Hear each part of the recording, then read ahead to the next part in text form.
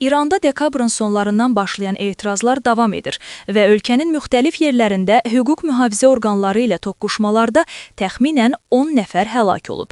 İranda etirazlar 28 dekabrda Tehranda tacirlərin küçələrə çıxması ilə başlayıb. Etirazlar sürətlə yayılıb və hazırda ölkənin bütün böyük şəhərlərində davam edir.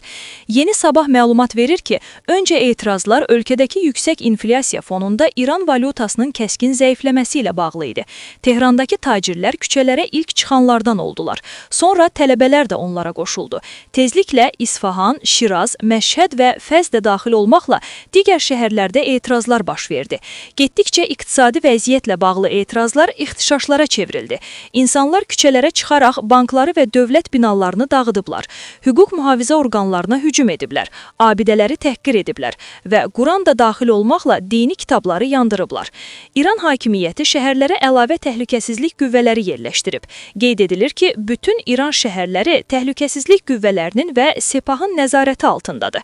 Etirazlarda iştirak edənlər arasında həbslər aparılır. Ölkədəki ixtişaşlarla bağlı çıxış edən İran prezidenti Məsud Pezeşkiani, Daxili İşlər Nazirini etirazçılarla dialoqa çağıraraq onların haqlı tələblərini dinləməyin və dövlətin onların problemlərini həll etmək üçün bütün potensialından istifadə etməsinin vacibliyini vurğulayıb. Etirazlar fonunda Pezeşkiani həmçinin İranın bank və maliyyə sistemlərində islahatlar aparılacağını bəyan edib. İranda baş verən olaylara ABŞ prezidenti Donald Trumpdan reaksiya özünü gözlətməyib.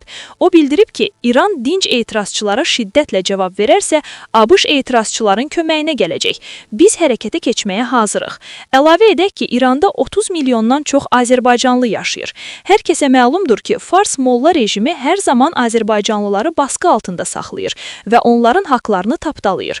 O səbəbdən indiki etiraz aksiyalarında Azərbaycanlıların tutduğu mövqe həlledici ola və ya son nəticələrə təsir edə bilər.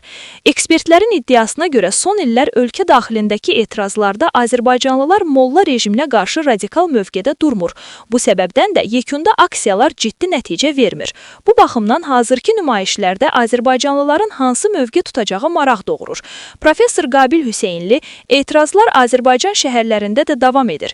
Həmədan və başqa bölgələrdə etiraz aksiyaları keçirilir. Amma razıyam ki, hadisələr İnqilab beşiyi olan Təbrizə, eləcə də Ərdəbil və digər şəhərlərə geniş yayılmayıb. Bu cür proseslər olanda Azərbaycanlılar praqmatik mövqe tutur və hadisələrin inkişafını izləyir.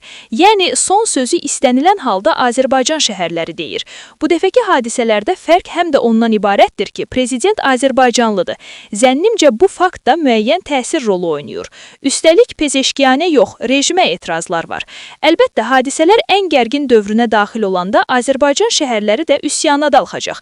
Qabil Hüseynlinin fikrincə, İranda hər zaman həlledici rolu Azərbaycanlılar oynayıb.